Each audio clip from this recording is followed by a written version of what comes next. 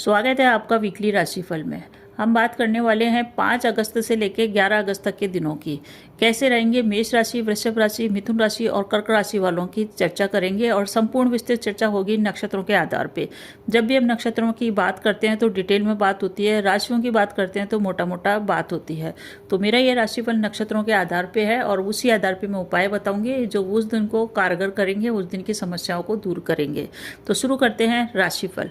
सबसे पहले बात करते हैं मेष राशि की। मेष राशि वाले क्या लग्नेश जो चल रहा है, सेकंड घर के अंदर चल रहा है, वहाँ पे गुरु की भी उपस्थिति है, इसलिए आपके मन में उत्साह बना रहेगा। कार्यों की गति आप इसी उत्साह के कारण बढ़ा पाएंगे।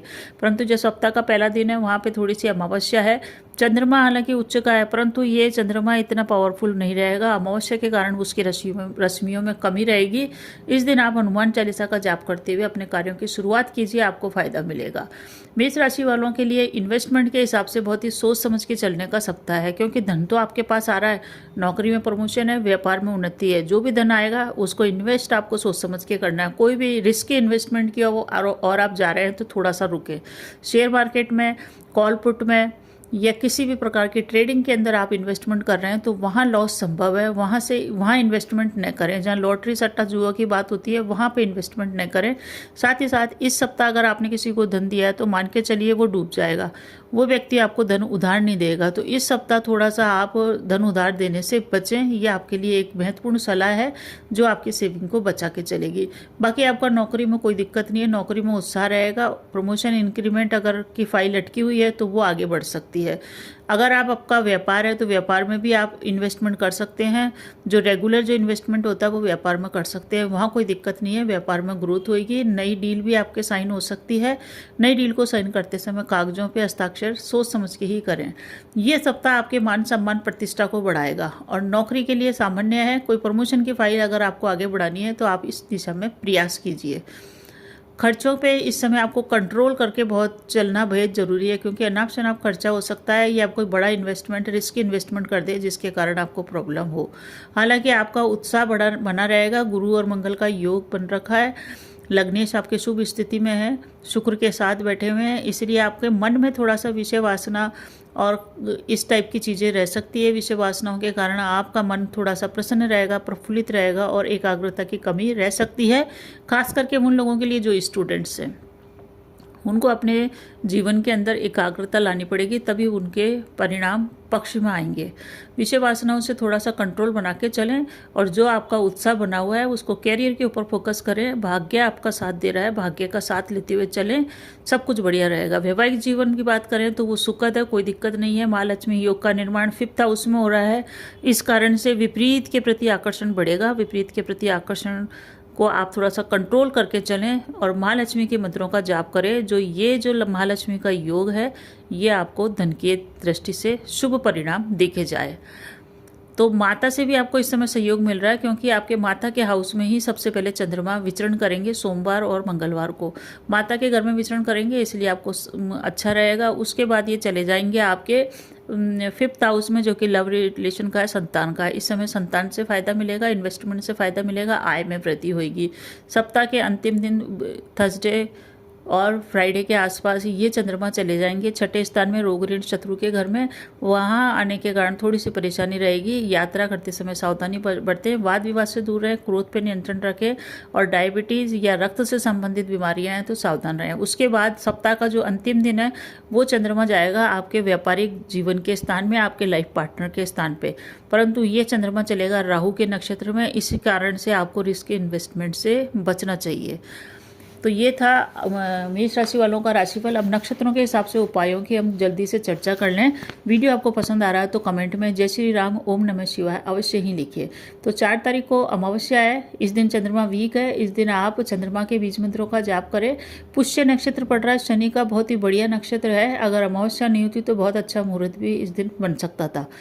शनि चालीसा या हनुमान चालीसा का जाप करें, आपके लिए बढ़िया रहेगा। 5 तारीख को कर्क का चंद्रमा रहेगा 3:20 तक। अश्लेषा नक्षत्र रहेगा जो कि बुध का है। इस दिन भगवान गणेश की आराधना, भगवान गणेश को दुर्वा चढ़ाना, शिव मंदिर जाना, अच्छे परिणाम आपको देखे जाएंगे, नकारात्मकता दूर होगी।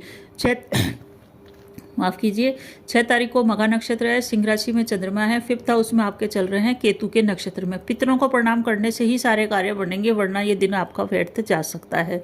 7 तारीख को पूर्व फाल्गुनी नक्षत्र है जो कि शुक्र का है। इस दिन अपने आप को सजा संवार के रखें, विपरीत से सहयोग भी प्राप्त होएगा, लक्ष्मी का भी आगमन होएगा, क्योंकि जहाँ स्वच्छता होती है, सुंदरता होती है, वहाँ लक्ष्मी स्वतः ही विराजमान हो जाती है। इस दिन आपको बिल्कुल भी विपरीत का अपमान नहीं करना। धन की देवी माँ लक्ष्मी को प्रसन्न करने के लिए श्री सूक्त का पाठ अवश्य करें और सेंट अवश्य इस दिन लगाएं। 8 तारीख को चतुर्थी तिथि है। इस दिन आप एक चीज़ करें कि सूर्य की आराधना करें और भगवान गणेश की भी आराधना इस दिन करें, क्योंकि इस दिन तिथि के देवता गणेश हैं और नक्षत्रों के देवता है सूर्य। तो गणेश और सूर्य देवता की आराधना करें। उत्तरा फाल्गुनी नक्षत्र इस दिन पड़ रहा है। 9 तारीख को कन्या राशि है में चंद्रमा चल रहे हैं, हस्त नक्षत्र है। हस्त नक्षत्र में जिस दिन चंद्रमा चलता है उस दिन अवश्य ही भगवान शिव की उपासना, भगवान कृष्ण की उपासना अवश्य करनी चाहिए। तो नक्षत्रों के हिसाब से भगवान कृष्ण की आराधना और तिथि के हिसाब से नाग पंचमी है, इसलिए भगवान शिव का अभिषेक इस दिन करें और अपने जीवन में सुखद परिणाम प्राप्त करने के लिए बेलपत्र अवश्य ही चढ़ाएं। 10 तारीख को कन्या राशि में चंद्रमा चलेंगे चित्रा नक्षत्र में, जो कि मंगल का है। इस दिन कल की जयंती भी है। विष्णु सहस्त्र नाम का जाप और हनुमान चालीसा का जाप आपको इस दिन को बनाने के लिए काफ़ी सहायक रहेगा। 11 तारीख को तुला राशि में चंद्रमा चल रहे हैं, स्वाति नक्षत्र में चल रहे हैं, जो कि राहु का है। मन की बेचैनी को कंट्रोल करने के लिए भगवान गणेश को आराधना करें या दुर्गा सप्तशती के मंत्रों का जाप आपको शुभ परिणाम देगा। तो बने रहिए चैनल पे। धन्यवाद। अब हम बात करते हैं वृषभ राशि। वृषभ राशि शुक्र प्रधान राशि है और शुक्र अभी अच्छे चल रहे हैं। आपके लिए बढ़िया स्थिति का निर्माण हो रहा है, क्योंकि आपके जो लग्नेश हैं शुक्र वो 4th हाउस में आ रहे हैं। 4th हाउस होता है हमारी माता का, हमारे सुख का, भूमि भवन वाहन का। तो माता का सुख आपको बराबर मिला हुआ है। माता से प्रॉपर्टी मिलने का योग भी बना हुआ है, या माता से कोई धन संपत्ति प्राप्त हो, इसका प्रबल रूप से योग वृषभ राशि वालों को मिला हुआ है। आपको अपने माता से संबंध बिल्कुल भी खराब नहीं करने चाहिए। कहीं ना कहीं से धन का आगमन आपके जीवन में हो ही रहा है, इसलिए आपको अपने जीवन में थोड़ा सा भटकाव से बचना है और कंसंट्रेट होकर आगे बढ़ना है। घर के अंदर भी आपका माहौल वृषभ राशि वालों का बढ़िया बन रहा है। वृषभ राशि वालों के घर में नए रिश्तेदार आ सकते हैं, नए दोस्त उनके बन सकते हैं, उनका फ्रेंड सर्किल बढ़ सकता है, परिजनों का भी उनको साथ है और उनकी आर्थिक स्थिति बहुत ही अच्छी बनने वाली है। इस वीक के अंदर आपके परिवार में कुछ गेट टुगेदर का माहौल हो सकता है। उस माहौल के कारण भी आपका मन प्रसन्न रहेगा। कुछ मंगल कार्य हो ऐसी भी संभावना है, या उत्सव का सेलिब्रेशन हो, या जन्मदिन का सेलिब्रेशन हो, या आप किसी अच्छे वर वधू की तलाश में हो तो वो तलाश आपकी पूरी हो जाए और सगाई से संबंध का रिश्ता पक्का हो जाए। इस समय जो रिश्ता होएगा वो बहुत ही श्रेष्ठ रिश्ता होएगा, भविष्य में अच्छा चलेगा। यात्राओं का योग वृषभ राशि वालों के लिए बना हुआ है। यात्राएं बहुत ही लाभकारी रहेगी और यात्राओं से आपको लाभ भी होएगा। आप अपना टारगेट फिक्स कीजिए कि आपको किसके लिए यात्रा करनी है, किसके लिए काम पे निकलना है, और उस काम पे निकलिए, आपको फायदा होगा। तो इस टाइप से आप चलिए। सुबह उठते ही अपने पेपर पे लिख लिए कि आज ये काम करने हैं और उस काम पे निकल जाइए, आपके सभी कार्यों की सिद्धि होगी। इन्वेस्टमेंट आप करना चाहते हैं तो इन्वेस्टमेंट कर सकते हैं, इन्वेस्टमेंट से आपको लाभ होएगा। परंतु आपको अपने एक चीज़ का ध्यान रखना है कि आपको अगर शुगर है तो आप अपने स्वास्थ्य को संभालें, मोटापे से बचें, हाथ पैरों में दर्द से बचें। चंद्रमा आपके बहुत ही अच्छी स्थितियों में गोचर कर रहा है, 3रे घर में चल रहा है, इसलिए आपका पराक्रम बढ़ा चढ़ा रहेगा स्टार्टिंग के अंदर। स्टार्टिंग का जो समय है, स्टार्टिंग के 2 दिन है, उनको आप अपने कार्यों की सिद्धि पे लगा दीजिए। जितने भी पेंडिंग कार्य हैं उनको पूरा करने में लगा दीजिए, आपके लिए बढ़िया रहेगा। उसके बाद के जो 2 दिन है वो माता को दे दीजिए, सुखों को दे दीजिए, भूमि भवन वाहन से संबंधित कार्यों को दे दीजिए। वो 4थे भाव का चंद्रमा आपको शुभ परिणाम देगा। उसके बाद चंद्रमा चले जाएंगे आपके संतान के घर में। तो बृहस्पतिवार और शुक्रवार का जो दिन है वो अपने संतान के ऊपर खर्च कीजिए, अपनी शिक्षा पे खर्च कीजिए, क्योंकि इसी में आपके चंद्रमा चल रहे हैं। अपने रिलेशनशिप पे ध्यान दीजिए, आपके लिए बढ़िया रहेगा, क्योंकि इस समय आप लोगों का मन मनोरंजन की ओर भी बहुत भगेगा, क्योंकि लक्ष्मी नारायण योग का निर्माण हो रहा है। शुक्र भी 4th हाउस में आ रहा है, साथ में बुध भी है। इस कारण से आपका पीछे वासना, भोग विलास, मनोरंजन, घूमना फिरना, इनमें आपका बड़ा मन लगेगा। इन्हीं से आपको सुख की भी प्राप्ति होगी। तो इन पे थोड़ा सा कंट्रोल करके चलिए, क्योंकि यात्रा भी हो रही है और यात्रा के अंदर आपको लाभ भी हो रहा है। बस एक ही चीज़ है कि सरकार से भी आपको इस समय लाभ हो रहा है सप्ताह के अंत में, परंतु वो जो लाभ होएगा वो उसकी गति थोड़ी सी धीमी होएगी, यानी कि कार्यों में थोड़ी सी रुकावट आपके सप्ताह के अंतिम दिनों में हो सकती है। अब हम नक्षत्रों के हिसाब से बात कर लें कि वृषभ राशि वालों को किस दिन क्या उपाय करने हैं, क्योंकि जब हम नक्षत्रों की चर्चा करते हैं तो बहुत डिटेल में बात होती है। जब राशि के हिसाब से उपाय बताते हैं तो हम ये देख लीजिए, नज़र का एक फ़र्क पड़ जाता है कि सामने आपको पेड़ दिखेगा अगर राशि की बात करेंगे। और जब नक्षत्रों के हिसाब से दिनों को बांटते हैं हम, तो ऐसे देख लीजिए कि वो पेड़ है वो किस चीज़ का पेड़ है, उसमें कौन सी पत्तियाँ लग रही है, कितने फल लग रहे हैं, कितने पक्षी बैठे हैं, इतनी डिटेल में हम नक्षत्रों के हिसाब से बात करते हैं। तो आइए चर्चा शुरू करते हैं नक्षत्रों के हिसाब से। 4 तारीख को अमावस्या तिथि है। इस दिन चंद्रमा उच्च का है, परंतु वीक है चंद्रमा, क्योंकि अमावस्या पे अंधकार रहता है, इसलिए चंद्रमा उच्च का होते हुए भी शुभ परिणाम नहीं देगा। इस दिन शनि का नक्षत्र पुष्य है, बहुत ही बढ़िया नक्षत्र है। भगवान शनि की आराधना, शनि के बीज मंत्र ओम प्राम प्रीम प्रोम से शनिचराय नमः या हनुमान आराधना करने से आपका ये दिन बढ़िया बीतेगा। इस दिन गाय की सेवा अवश्य ही करें। 5 तारीख को कर्क का चंद्रमा है, जो कि 3:20 तक रहेगा। इस दिन अश्लेषा नक्षत्र है, जो कि बुध का है। बुद्ध के मंत्रों का जाप करना, ओम बम बुद्धाय नमः, या भगवान गणेश जी को दुर्वा चढ़ाना, शिव मंदिर में जाना इस दिन के सारे दोषों को आपके नष्ट कर देगा।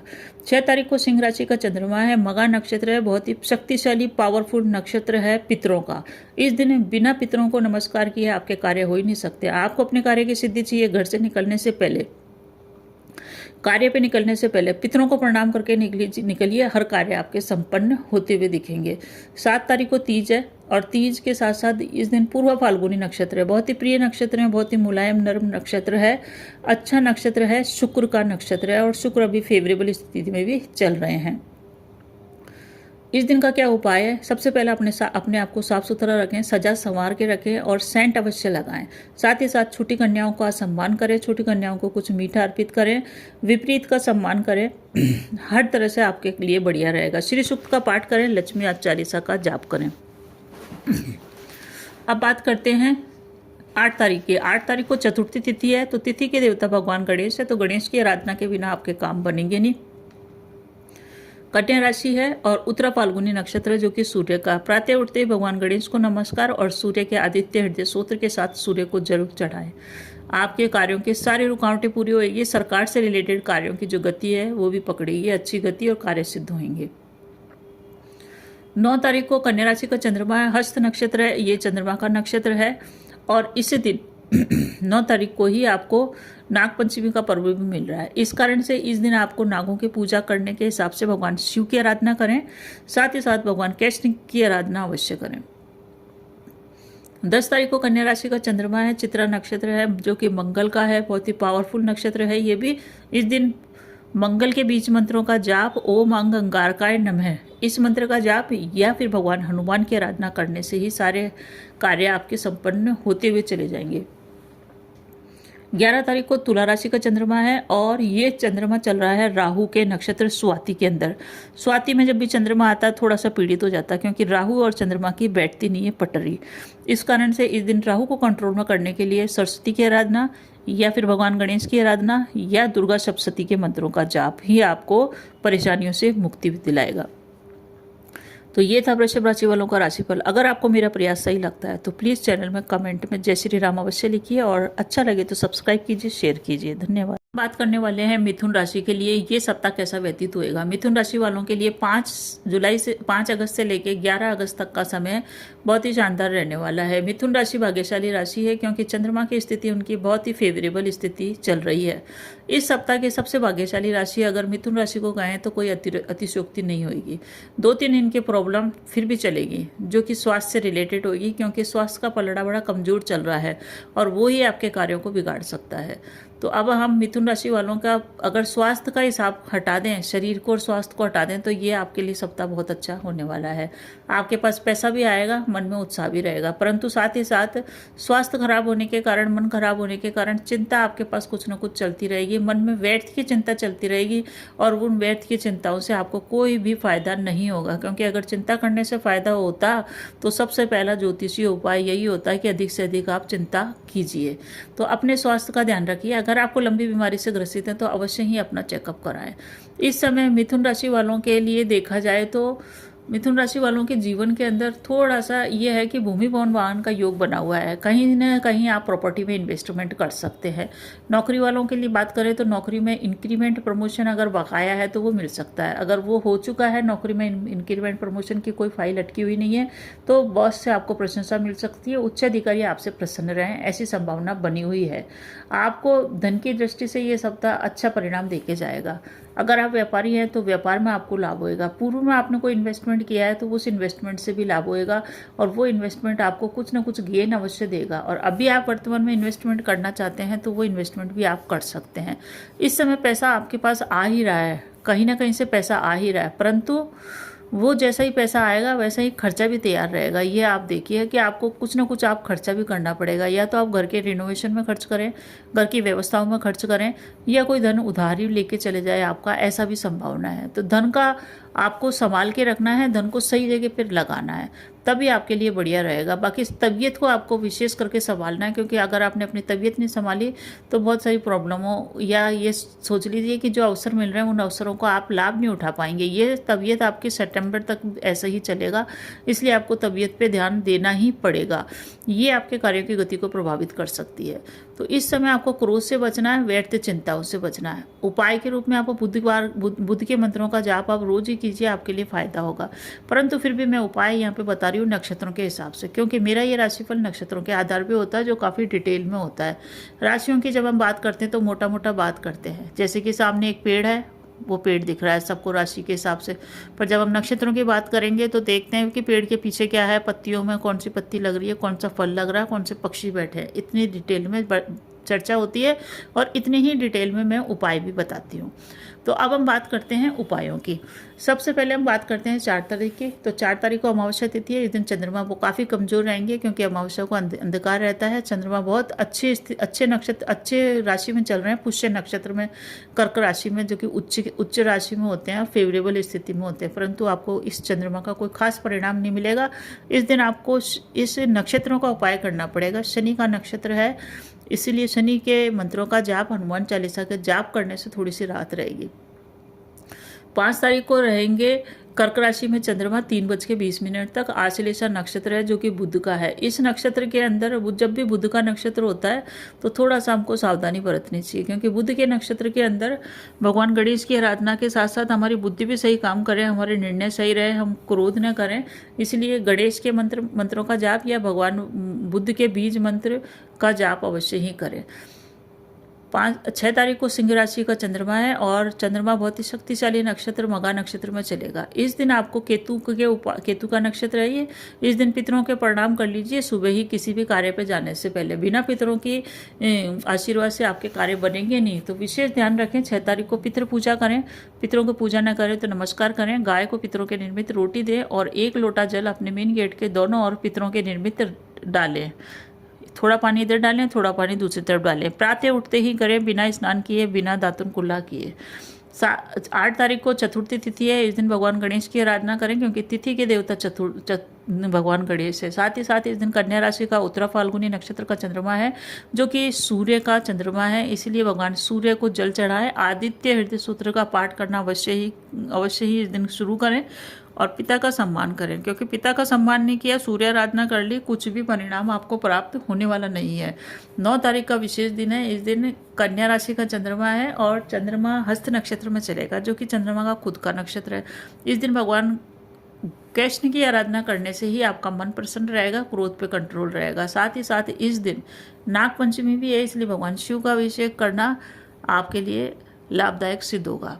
10 तारीख को कन्या राशि में चित्रा नक्षत्र में चंद्रमा चलेगा, जो कि मंगल का है। इस दिन हनुमान आराधना अवश्य करें, और 11 तारीख को थोड़ा सा सावधान रहें, क्योंकि चंद्रमा चल रहे हैं राहु के नक्षत्र में। जब भी चंद्रमा राहु के साथ रहते हैं, राहु के नक्षत्र में आते हैं, तो कंफर्टेबल नहीं होते हैं। इसको इस तरह से मान लीजिए कि आप किसी अपने दुश्मन के घर जा रहे हैं, तो दुश्मन के घर में कितनी भी आवभगत हो, आपका मन वहाँ पर लगेगा नहीं, क्योंकि वो आपके दुश्मन का घर है, आप कंफर्टेबल महसूस नहीं होंगे। इसी प्रकार से चंद्रमा भी यहाँ कंफर्टेबल नहीं रहते हैं। आपको चंद्रमा के उपाय करने पड़ेंगे, नक्षत्रों के उपाय करने पड़ेंगे। भगवान गणेश की आराधना कीजिए, या फिर भगवान दुर्गा सप्तशती के मंत्रों का जाप कीजिए, आपको फायदा मिलेगा। तो इस सप्ताह की अगर बात करें पारिवारिक जीवन की, तो पारिवारिक जीवन में आपको कोई चिंता मन ही मन सताती रहेगी, मन उचाट सा रहेगा। आपको यही उपाय करना है कि आप अपने आध्यात्म की ओर बढ़ें, इसी से आपको फायदा होगा। तो ये था मेष राशि मिथुन राशि वालों का राशिफल। अगर आपको मेरा प्रयास अच्छा लगता तो प्लीज़ कमेंट में जय श्री राम ओम नमः शिवाय लिखें और किसी एक न एक व्यक्ति को सब शेयर अवश्य करें अगर आपको अच्छा लगता है तो। बने रहिए चैनल पे। धन्यवाद। अब हम बात करते हैं कर्क राशि की। कैंसर के लिए ये सप्ताह कैसा रहेगा। 5 अगस्त से लेकर 11 अगस्त तक के दिनों की बात कर रहे हैं। ये राशिफल नक्षत्रों के आधार पे है और उसी आधार पे मैं उपाय बताऊंगी, क्योंकि जब हम राशियों की बात करते हैं तो मोटी मोटी बात होती है और नक्षत्रों की बात करते हैं तो इस टाइप से बात होती है कि सामने पेड़ दिख रहा है, वो पेड़ ही नहीं है, पेड़ के अंदर क्या है, वो सभी चीज़ें की हम जब चर्चा करते हैं तो वो होती है नक्षत्रों के हिसाब से। जैसे पेड़ कौन सा है, उस पर कौन सा फल लग रहा है, उसमें कैसी पत्तियां हैं, उसकी डालियां कैसी है, इन सभी चीज़ों की जब डिटेल में चर्चा हो रही है तो वो मान के चलिए नक्षत्रों के द्वारा ही हो सकती है वो चर्चा। तो शुरू करते हैं राशिफल। कर्क राशिफल। कर्क राशि वालों के लिए चंद्रमा की स्थिति first house, second house, third house और फोर्थ हाउस में चल रहे हैं। कर्क राशि वालों के लिए ये समय अच्छा है क्योंकि उनके चंद्रमा की स्थिति बढ़िया है। नक्षत्रों के हिसाब से उपाय मैं अभी आखिरी में बताऊंगी आपके राशिफल के अंदर। आपका अगर चंद्रमा फर्स्ट हाउस में है तो आपका मन प्रसन्न रहेगा, परंतु ये मन प्रसन्न 5 तारीख को कम रहेगा क्योंकि 5 तारीख को अमावस्या तिथि है। इसके कारण इस समय चंद्रमा की रश्मियाँ थोड़ी सी कम होती है। आपके यात्राओं के योग इस समय बने हुए हैं और नौकरी आपकी बढ़िया चलेगी। जॉब में अगर आप कोई प्रमोशन चाहते थे, वो रुका हुआ था, उसकी फाइल आगे बढ़ाना चाहते हैं तो आप प्रयास कीजिए, वो फाइल आगे बढ़ सकती है। साथ ही साथ आपका स्थान परिवर्तन का भी योग बड़ा जबरदस्त बना हुआ है। आपका ट्रांसफर हो सकता है नौकरी के अंदर, या आप एक स्थान से दूसरे स्थान पर रहने जा सकते हैं, या कुछ समय के लिए कहीं घूमने जाएं, वहाँ रहने का हो जाए, या आप कोई बिजनेस ट्रिप करें, इस कारण से आपको अपने निवास स्थान से दूर जाना पड़े, या आप ऑन ड्यूटी जॉब में हैं तो आप दूसरी जगह पे जाएं। इन सब की संभावना कर्क राशि वालों के बनी हुई है। आप लोगों की इस समय आय में वृद्धि भी हो रही है, पद में भी वृद्धि हो रही है, अधिकार में भी वृद्धि हो रही है, प्रतिष्ठा में भी वृद्धि हो रही है। कुल मिला के ग्रह गोचर संकेत दे रहे हैं कि आपके लिए ये समय बढ़िया है। आपके लिए धन भी आपके आ रहा है एक दिन के बाद ही। सप्ताह का प्रथम दिन को छोड़ते हैं तो 6-7 तारीख के आसपास आपके धन की दृष्टि से समय बढ़िया है। कुटुंब परिवार में कोई मांगलिक कार्य हो सकता है, कुटुंब परिवार का आपको सहयोग मिल सकता है। आपको ध्यान रखना है, वाणी पे संयम रखना है। पारिवारिक चिंता आपके मन में कुछ न कुछ चलती रहेगी सप्ताह के अंत तक, और जीवन में कुछ भी ऐसा कुछ गड़बड़ नहीं होएगा, परंतु आपको चिंता चलती रहेगी। तो बिल्कुल भी चिंता न करें, क्योंकि अगर चिंता करने से काम हो जाता है तो सबसे पहला ज्योतिषी उपाय यही होता है कि अधिक से अधिक आप चिंता करें। तो चिंता में न करें। किसी भी बात की प्रॉब्लम है तो आप किसी से सलाह अवश्य लें। इस समय आपको कोई आध्यात्मिक गुरु मिले तो आप अपना आध्यात्मिक विकास करने की ओर ध्यान दें, क्योंकि आपकी जो राशि है कर्क राशि, वो जल तत्वीय राशि है और वो थोड़ी सी मनों को चंचल करने वाली, मनों को ज़्यादा चिंता में डालने वाली आपकी राशि है। आप अधिक चिंता करते हैं अन्य राशि वालों से। थोड़ा सा मानसिक रूप से, भावात्मक रूप से आप ज़्यादा सोचते हैं। मानसिक रूप से न सोच के भावात्मक रूप से ज़्यादा सोचते हैं। ये समय स्टूडेंट्स के लिए बहुत ही बढ़िया रहेगा क्योंकि उनको कंपटीशन में सक्सेस मिल सकती है। अगर इस समय आपका कोई एग्जाम है, कोई पेपर है, तो वो पेपर आपका अच्छा जाएगा। अगर कोई रिजल्ट आने वाला है स्टूडेंट्स का तो वो रिजल्ट भी आपके पक्ष में आने की पूरी संभावना बनी हुई है, यानी कि आपको स्टडी के अंदर सफलता मिल सकती है। आपको अपनी स्टडी पे फोकस करना चाहिए और अपने प्रयास बढ़ा देना चाहिए। कर्क राशि वालों के लिए धन प्राप्ति हो रही है क्योंकि धन स्थान से चंद्रमा विचरण करेंगे, परंतु धन के लिए आपको थोड़ा बहुत जूझना अवश्य ही पड़ेगा, वो इजीली प्राप्त नहीं होएगा और उसके कारण आपके मन में क्रोध आ सकता है, बेचैनी आ सकती है, और अगर आपने अधिक क्रोध किया तो आपके कार्य बिगड़ सकते हैं। इस चीज़ का आप विशेष ध्यान रखें। तो ठीक है, कर्क राशि वालों के लिए थोड़ा सा प्रॉब्लम है, जल्दबाजी पे नियंत्रण आप रख के चलेंगे तो सब कुछ बढ़िया होगा। अब हम नक्षत्रों के हिसाब से उपायों की चर्चा कर लें। कर्क राशि वालों के 4 तारीख की बात करें तो 4 तारीख को अमावस्या तिथि रहेगी, तो इस दिन चंद्रमा वीक है। वीक होने के कारण आपको उसका फल नहीं मिलेगा। हालांकि कर्क राशि का अच्छी राशि का चंद्रमा है, उच्च का चंद्रमा है। इस दिन आप हनुमान चालीसा का जाप करें। शनि का नक्षत्र चल रहा है। 5 तारीख को कर्क राशि में चलेंगे चंद्रमा 3:20 तक। आश्लेषा नक्षत्र है बुध का। बुध का नक्षत्र होने के कारण अपनी बुद्धि को सही रखने के लिए भगवान गणेश की आराधना इस दिन अवश्य कर लीजिए, या फिर बुध के बीज मंत्र ओम ब्राम ब्रीम ब्रोम सह बुधाय नमः मंत्र का जाप कीजिए। 6 तारीख को सिंह राशि का चंद्रमा है। बहुत ही पावरफुल नक्षत्र में चंद्रमा चलेगा, मघा नक्षत्र में, जो कि है पितरों का। केतु का नक्षत्र है और इसके स्वामी है पितृ देवता। पितरों को प्रणाम सुबह उठते ही कर लीजिए किसी भी कार्य पे जाने से पहले। पितरों के निर्मित गाय अगर संभव आपके पास उपलब्ध है आसपास में तो गाय को रोटी दे दीजिए। आपके कार्यों की सिद्धि बिना पितरों को प्रणाम किए हो नहीं सकती। 7 तारीख को तीज भी है और इस दिन चंद्रमा चलेंगे पूर्व फाल्गुनी नक्षत्र में। पूर्व फाल्गुनी नक्षत्र में चंद्रमा चलने के कारण ये शुक्र का नक्षत्र है, बहुत ही अच्छा नक्षत्र है, बहुत ही मृदु नक्षत्र है। इस दिन अपनी साज सज्जा पर ध्यान दें, साफ सफाई रखें अपने शरीर की भी और अपने घर की। विशेष रूप से घर का नॉर्थ कोना विशेष साफ रखें क्योंकि वो लक्ष्मी के आगमन का स्थान होता है और ये नक्षत्र भी लक्ष्मी का ही है। शुक्र की देवी लक्ष्मी ही है और इस दिन लक्ष्मी चालीसा का जाप करना या श्री सूक्त का पाठ करना आपको बहुत ही धन की स्थिति में लेके आएगा और विपरीत से भी प्रेम प्राप्त होएगा और विपरीत से सहयोग भी प्राप्त होएगा। इस दिन विपरीत लिंगी से बिल्कुल भी वाद विवाद न करें। 8 तारीख को चतुर्थी तिथि है और चंद्रमा चल रहे हैं उत्तरा फाल्गुनी नक्षत्र में। नक्षत्र के स्वामी है सूर्य, तिथि के स्वामी है भगवान गणेश। तो प्रातः उठते गणेश आराधना के साथ साथ सूर्य को जल दें और आदित्य हृदय सूत्र का पाठ करें। इस दिन पिता का बिल्कुल भी अपमान न करें क्योंकि सब कुछ करने के बाद भी पिता का अपमान कर दिया तो आपको इस नक्षत्र का बिल्कुल भी शुभ परिणाम प्राप्त नहीं होगा। 9 तारीख को कन्या राशि में चंद्रमा चलेंगे और ये चंद्रमा लेंगे हस्त नक्षत्र जो कि चंद्रमा का खुद का है। यहाँ पे चंद्रमा काफ़ी प्रसन्न रहेंगे। जितने भी हाथ से संबंधित काम करने वाली चीज़ें हैं उनमें आपको सफलता मिलेगी। हस्तकला आपको आती है, हस्तकला का ही आपका काम कारोबार है तो आपको सफलता मिलेगी। कुल मिला के ये दिन भी बढ़िया बीतेगा। भगवान कृष्ण की आराधना करें। साथ ही साथ ये जो तिथि है इस दिन नाग पंचमी भी है। इस दिन नाग की पूजा का विधान होता है तो भगवान शिव की पूजा इस दिन अवश्य करें। भगवान शिव को बेलपत्र अर्पित करना और दूध से अभिषेक करना श्रेष्ठ परिणाम देगा। 10 तारीख को कल की जयंती है और चंद्रमा चल रहे हैं चित्रा नक्षत्र में। चित्रा नक्षत्र मंगल का होता है। मंगल देव के बीच मंत्रों का जाप या फिर हनुमान आराधना से आपको फायदा मिलेगा। 11 तारीख को थोड़ा सा चंद्रमा नकारात्मक चलेगा क्योंकि चंद्रमा चल रहे हैं अपने परम शत्रु राहु के नक्षत्र स्वाति के अंदर। जब भी चंद्रमा राहु के नक्षत्र में आता है परेशान रहता है, उसी प्रकार से परेशान रहता है जैसे हमको कोई दोस्त तुम बुलाए घर पे तो हम प्रसन्न रहते हैं, परंतु किसी दुश्मन के घर भी जाना पड़ जाए तो वहाँ जाके हम कंफर्टेबल बिल्कुल भी नहीं होता हमको, चाहे कितना भी अच्छा मकान हो। उसी प्रकार से चंद्रमा का हाल होता है। इस दिन चंद्रमा को शांत करने के लिए, प्रसन्न करने के लिए भगवान गणेश की आराधना या दुर्गा सप्तशती के मंत्रों का जाप करें ताकि राहु कंट्रोल में रहें। साथ ही साथ इस दिन काले और नीले वस्त्रों का चयन बिल्कुल भी न करें। तो कैसा लगा आपको वीडियो पसंद आ रहा है तो कमेंट में ओम नमः शिवाय अवश्य लिखिए और किसी एक न एक व्यक्ति को अवश्य शेयर करें। अगर